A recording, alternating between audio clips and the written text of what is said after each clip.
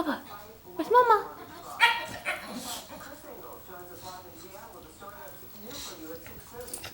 You're so cute. Hi, baby. Where's Mama? Where's Mama? Huh? Where's Mama?